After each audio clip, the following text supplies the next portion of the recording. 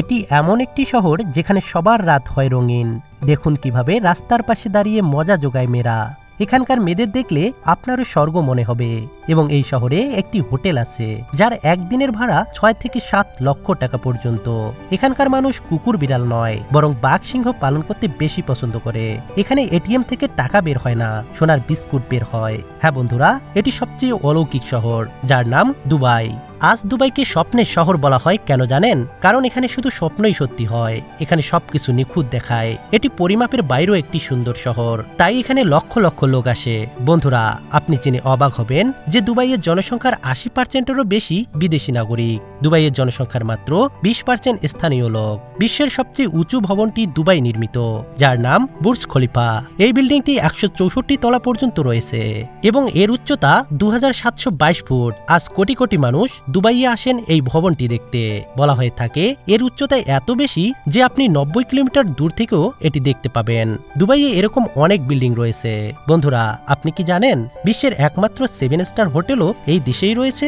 এর মানে হলো যে আপনি এখানে সমস্ত রয়্যালিটি দেখতে পাবেন। হ্যাঁ, এই হোটেলের নাম বুর্জ আল আরব। বলা হয় এখানে একদিন থাকা মানে আনুমানিক 6 থেকে 7 লক্ষ টাকা খরচ। জানলে অবাক হবেন যে দুবাইয়ের প্রায় সব শেখই বিলিয়নিয়র। এছাড়া এসব শেখদেরও শখ রয়েছে। তারা কুকুর বা বিড়াল পছন্দ করে না, তবে সিংহ চিতাবাঘ পুষতে বেশ পছন্দ করেন এবং তারা প্রায়শই এই প্রাণীগুলো রাখতে পছন্দ করে।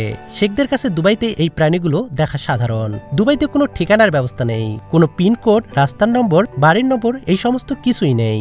আপনি যদি দুবাইতে আপনার আত্মীয়ের বাড়িতে যেতে চান, তবে আপনার সেই বাড়ির আশেপাশে বিখ্যাত ভবনগুলো অথবা কোনো বিখ্যাত স্থানের নাম মনে রাখা জরুরি। তবেই আপনি আপনার আত্মীয়ের বাড়িতে পৌঁছাতে পারবেন। দুবাইতে আপনি এমন অনেক এটিএম পাবেন যা দুবাইয়ের মুদ্রার পরিবর্তে সোনার বিস্কুট বিতরণ করে। হ্যাঁ, এই ধরনের জিনিস শুধুমাত্র এই দেশেই দেখা যায়। কথিত আছে এখানকার স্থানীয় লোকজনদের এত টাকা আছে যে তারা এই সব কাজ করে থাকে।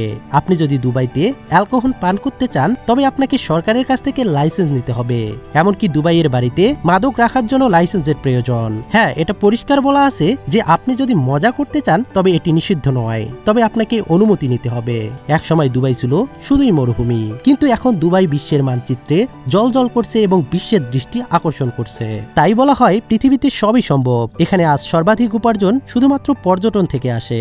আপনি কি বিশ্বাস করতে পারবেন যে গোল্ডেন বার্গার দুবাইতে বিক্রি হয়, যার দাম $100 বেশি? এই বার্গারের গায়ে সোনার স্তর থাকে এবং এই বার্গারটি খাওয়া যায়। দুবাইতে ট্যাক্স গ্রহণ করা হয় না, যার কারণে সারা বিশ্ব থেকে বিত্তবান এবং বিদেশিরা তাদের ব্যবসা করতে এখানে আসে এবং এভাবেই এই শহরে চাকরির অভাব নেই। হ্যাঁ, বড় ব্যবসায়ীরা এখানে এসে তাদের কাজ করে। আপনি কি জানেন যে দুবাই পুলিশকে বলা হয় বিশ্বের সবচেয়ে ধনী police? Dubai police super car ব্যবহার করে, যেমন BMW, ল্যাম্বরগিনি এসব দামি গাড়ি। দুবাইয়ের মলে বড় বড় স্নো রুম আছে, যাতে সেখানকার মানুষ দুবাইতে থাকার সময় বরফ উপভোগ করতে পারে।